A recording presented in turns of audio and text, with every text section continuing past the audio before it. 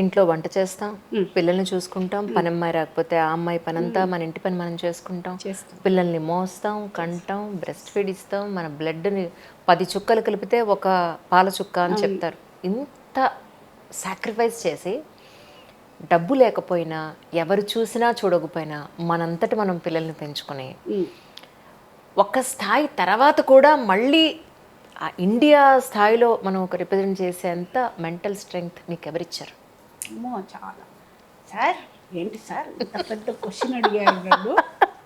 Okay sir, ఎవరు ఇవ్వలేదు sir, life ఇచ్చింది సార్.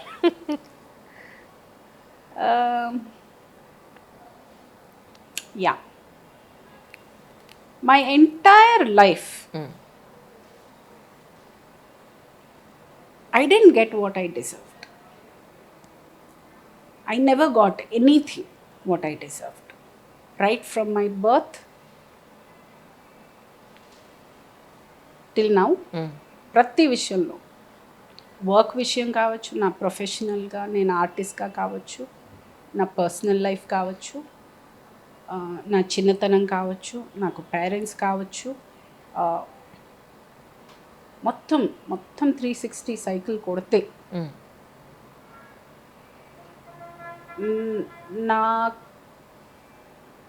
నాకు ఏది నేను డిజర్వ్ చేసింది నాకు రాలా.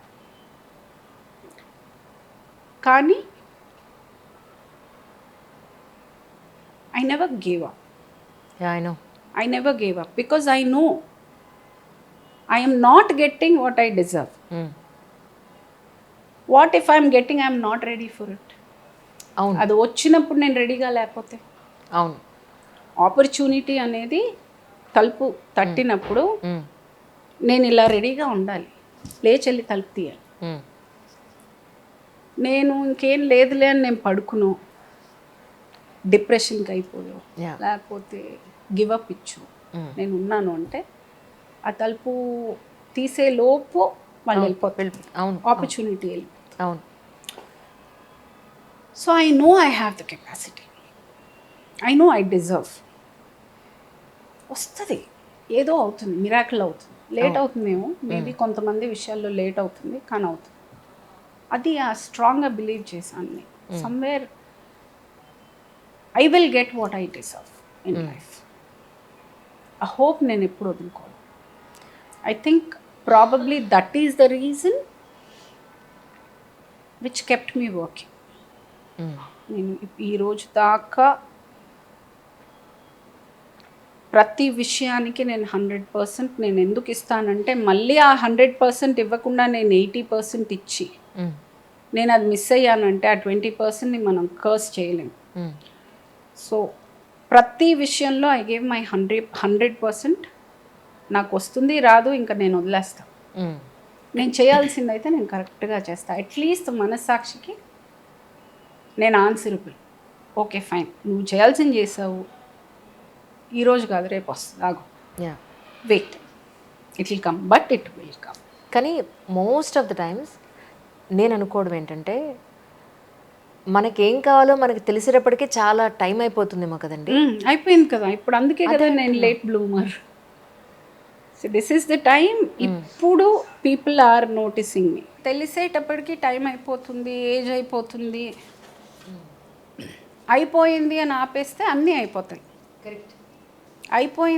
అయిపోయింది మనం చచ్చేదాకా అవ్వలేదు. రేపు చస్తున్నామన్నా ఈరోజు ఉంది మన దగ్గర. ఇంకా there is always a time and there is nothing like there is no time. No, if your not looking forward, దేవుడు మనకి జన్మిచ్చాడు, మన ఫ్రీడమ్ ఆఫ్ చాయిసెస్ ఇచ్చాడు, నీకు ఒక లైఫ్ ఇచ్చాడు, కాలు చేతులు అన్నీ చక్కగా ఇచ్చాడు, ఒక ముక్కు మొహం ఇచ్చాడు, ఒక బేసిక్ కామన్ సెన్స్ ఇచ్చాడు. మనకి ఇంటెలిజెన్స్ అక్కర్లేదు, మనిషికి కావాల్సింది కామన్ సెన్స్ మనకి ఇచ్చాడు. ఈ అన్నం తింటే చేయి కడుక్కోవాలి, కామన్ సెన్స్. అంత బేసిక్ అయితే మనకు అందరికీ తెలుసు. ఈ ఈ ఈ లైఫ్ని ఏం చేసుకోవాలి అనేది మన చేతిలో ఉంది. ఈ పెళ్ళి చేసుకోమని మనల్ని పంపలా, పిల్లల్ని కనమని మనం పంపలా. ఈ బాధ్యతలన్నీ నెత్తినేసుకోమని మనం పంపలా. ఇదంతా ఆయన చేసింది కాదు, మనం చేసుకున్నాం.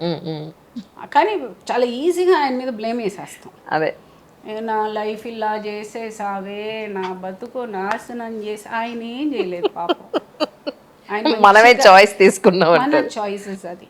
ఏమంటే పొద్దున్నే లేచి బాత్రూమ్కి వెళ్ళాలా లేదా మన చాయిస్. నేను ఈరోజు టీ తాగాల కాఫీ తాగాల నా చాయిస్. అలా దేవుణ్ణి బ్లేమ్ చేస్తాం. చిన్న చిన్న విషయాలు కూడా మనం చేసేటప్పుడు అంత పెద్ద డెసిషన్స్ మనం తీసుకుని మనం నాశనం చేసుకుని ఆయన అనవసరంగా లాగటం. అలా తీసుకున్న రాంగ్ డెసిషన్ ఆయన అనడం అసలు సంబంధం ఉందా ఆయనకి అసలు సంబంధం ఉందా? So somewhere I feel blame చేయకుండా ఉన్న టైంని మనకిచ్చిన, ఓకే నేను చేశాను ఆ మిస్టేక్స్, నేను ఒప్పుకుంటాను. I have taken wrong decisions in life, wrong టైంలో రాంగ్ ఎంట్రీలు చేశాను. నేను అన్ని చేయాల్సిన కళాకాండాలన్నీ చేశాను. But I feel one has to realise ఒక పాయింట్ తర్వాత అసలు ఏం చేశాను అని ఆలోచించుకునే రోజు ఒకటి వస్తుంది అందరికీ. ఎక్కడో నాకు ఆ వెలుగు వెలిగింది somewhere. And age is all in your mind అండి కదా. Age is all in your mind. Age నేను చెప్తాను అంతే. నువ్వు ఇప్పుడు అంటే నా ఏజ్కి తగ్గట్టు నేను మెంటల్గా నడుచుకోవాలి, కానీ నా ఏజ్కి అయిపోయింది అని నేను ఇంకా ఇదైపోయాను, ఈ ఏజ్లో నేను ఇది చేయకూడదని నేను డిసైడ్ చేయలేను. మెంటల్గా ఐ షుడ్ బిహేవ్, నా ఏజ్కి తగ్గట్టు నేను బిహేవ్ చేయాలి. I agree. ఆ మెచ్యూరిటీ ఉండాలి మన మాటలో. బయటికి వెళ్తే you should be able to command respect. ఒక ఏజ్కి, ఒక మెచ్యూరిటీకి, ఒక సీనియర్ ఆర్టిస్ట్గా ఒక రెస్పెక్ట్ కమాండ్ చేయగలగాలి. I think I'm good enough for that. I'm doing my part very well. But that doesn't mean I become so old that I can't lift one. ఒక ఈ కుర్చీ తీసి అక్కడే పెట్టకూడదు, ఈ ఏజ్లో ఈవిడ పెట్టింది ఏంటంటే అది తప్పు. కరెక్ట్. అది తప్పు కాదు. అది ఏం చేయాలి ఏం చేయకూడదు ఆ డిఫరెన్స్ మనకు తెలియాలి. ఈ ఏజ్లో మీరు ఇలాగే బిహేవ్ చేయాలి, మీరు ఇలాగే ఉండాలి అని అంటే. కానీ ఆడపిల్లలు ఉన్న పేరెంట్స్ జనరల్గా ఇప్పుడైతే వాళ్ళ కాళ్ళ మీద వాళ్ళు నిలబడేంత వరకు పెళ్లి చేయకూడదు అనేది ఫిక్స్ అవుతున్నారు, చేయాలి, అలాగే చేస్తున్నారు. కానీ ఆ పేరెంట్స్ ఫిక్స్ అవుతున్నారు, కానీ పిల్లలు ఆ ఫీల్ని పట్టుకోకుండా వాళ్ళ టైంపాస్లు, వాళ్ళ ఫోకస్ లేని కెరియర్ మీద ఫోకస్ లేని సిచ్యువేషన్స్ని కొని తెచ్చుకుంటూ ప్రాబ్లమ్స్లో ఇరుక్కుంటూ ఉన్నారు యాక్చువల్గా. అప్పుడు పేరెంట్స్ ఏమనిపిస్తోందంటే, అంటే నేను చాలా పేరెంట్స్ని ఫ్యామిలీస్ని చూస్తున్నాను, పిల్లల్ని పెళ్లి చేసేస్తే అయిపోతుందిరా బాబు, ఎందుకు ఈ అమ్మాయి కెరీర్ మీద లేదు, అనవసరంగా ఏజ్ అయిపోతుంది, రేపు తర్వాత పెళ్లి కూడా కాదు కదా అన్న పాయింట్లో. మరి నిజానికి అంత ఫోకస్డ్గా లేకపోతే అమ్మాయిల జీవితాలు రేపు నిలబడవో మనం చెప్పలేం ఆఫ్టర్ మ్యారేజ్. సో ఇలాంటి సిచ్యువేషన్స్లో ఉన్న అమ్మాయిలకి కానీ పేరెంట్స్ కానీ మీరు ఏమంటారు? ఇంత జీవితం చూసాం మనం. ఫస్ట్ పేరెంట్స్కి పిల్లలకి ఒక కమ్యూనికేషన్ చాలా క్లియర్గా ఉండాలి. పేరెంట్స్కి ముందు క్లారిటీ ఉండాలి, తర్వాత పిల్లల దగ్గర క్లారిటీ మనం ఎదురు చూడాలి. ఏమంటే పేరెంట్స్ని కూడా ఒకేసారి మనం మెచ్యూర్డ్గా చాలా బాగా పెంచారు, చాలా మెచ్యూర్డ్గా పెంచారు అంటే అందరి వల్ల కాదు అది. వాళ్ళు వచ్చే బ్యాక్గ్రౌండ్ ఉండొచ్చు, వాళ్ళ మెచ్యూరిటీ లెవెల్స్ అయి ఉండొచ్చు. They could have been very young parents. So మీకైనా నాకైనా వాళ్ళకైనా ఎవరికైనా ఫస్ట్ లైఫ్ అండి ఇది. This is our first life. మనమేమి ఒక ఎక్స్పీరియన్స్తో ఇక్కడికి రాలా. ఈరోజు నేను చేసేది నాకు ఈరోజు తెలిసిన నా నాలెడ్జ్కి నేను చేస్తాను, కానీ నేను ఇంకొక 10 ఏళ్ళ ఎక్స్పీరియన్స్ పెట్టుకుని నేనేం చేయలేను. ఈరోజు నాకు ఇది కరెక్ట్ అనుకుని నేను చేసి ఉంటాను, రేపు కానీ తెలియదు అది. ఓ పెద్ద కాండే చేశాను అని మనం రేపు అనుకుంటాం. So like that parents also would have a acceptance, నేను చేసిన తప్పు వల్ల నేను ఇలా అని మనము ఓపెన్గా పిల్లలతో మాట్లాడగలిగితే ఆ కమ్యూనికేషన్ చాలా ఇంపార్టెంట్. వీళ్ళు సడన్గా చాలా పెద్దవాళ్ళలాగా మనము ఒక మొత్తం నాలెడ్జ్ అంతా నా దగ్గరే ఉంది అని అంత మెచ్యూరిటీ మనం ఒకేసారి వాళ్ళ మీద రుద్దినా వాళ్ళకి తెలీదు. అదే what are you even talking అన్నట్టు ఉంటుంది పిల్లలకి. బికాస్ అసలు ఏం మాట్లాడుతున్నారో కూడా అర్థం కాదు. So communication has to be simpler with the children. వాళ్ళ ఏజ్కి వెళ్ళి వాళ్ళతో మన ఎక్స్పీరియన్సెస్ షేర్ చేసుకుంటూ అప్పుడప్పుడు ఫ్రెండ్స్ లాగా, అప్పుడప్పుడు పేరెంట్స్ లాగా, అప్పుడప్పుడు స్కూల్ టీచర్ లాగా. So you have to play the part is what I feel. అంటే అది అందరికీ అంత మెచ్యూరిటీ రాకపోవచ్చు, బట్ అట్లీస్ట్ ఆనెస్ట్గా ఉండడం ఇంపార్టెంట్ పిల్లల ముందు. మనం ఎంత ఆనెస్ట్గా వాళ్ళతో ఉంటామో అదే ఆనెస్టీ వాళ్ళు ఉంటారు. అంతకు మించి ఏమైనా చేశారని మనం ఏం చేయలేం. కానీ ఈ జిమ్ ప్రాక్టీస్ టైంలో కింద కమెంట్స్, బయట జనాలు ఇలా చూసినప్పుడు పిల్లలు ఏమన్నా ఫీల్ అయ్యారా? ఎందుకమ్మా ఇలా అనుకుంటున్నారు? వాళ్ళకి తెలుగే రాదు. అయ్యయ్యో నారాయణ. తెలుగే రాదు because Hindi was there language. So Telugu అంటే చదవడం రాయడం రాదు. చెన్నైలో పెరిగారు. కరెక్ట్.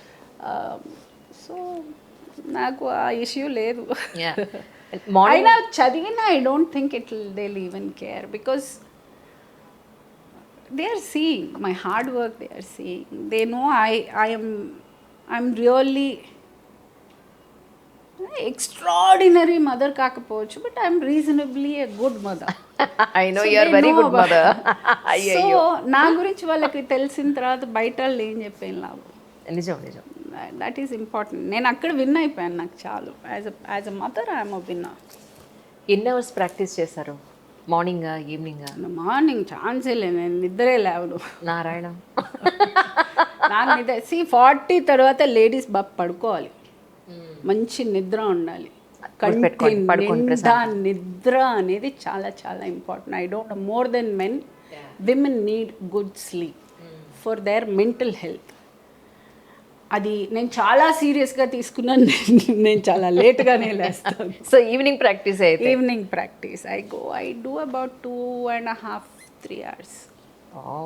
నేను ఇందాక నిన్ననుకుంటా ఒక రీల్ చూసాను, అన్ని ప్లేట్స్ ఎండింగ్ పెట్టేసి ఇటు అటు కూడా రెండు పడట్టుకుని గంతులేస్తున్నారు. వాళ్ళు చిన్న పిల్లలు ఆడుకుంటున్నారు జిమ్లోకి వెళ్ళి. లిటరలీ ఏదో చేసేయాలని ఆత్రం, అంతే. ఏదో చేసేయాలని ఆత్రం ఎప్పుడు. I always had that. ఏదో ఇంకా ఇంకా ఇంకా ఏంటి, ఇంకా చేద్దాం, ఇంకా ఇది చేద్దాం, ఈరోజు ఇది అందరూ చేయలేరు, ఇది అయితే నేను చేస్తాను, నేను ట్రై చేస్తాను. ఏమో అదొక I always like. Me coach ఏమన్నారు మరి ఏషియన్ గేమ్స్లో? హీఈస్ చిన్న అబ్బాయి, ఆ పిల్లోడు కూడా very very very happy. Uday. And Uday, thank you. చాలా చాలా హార్డ్ వర్క్ చేశాడు ఆ అబ్బాయి. ఇప్పుడు ఏషియన్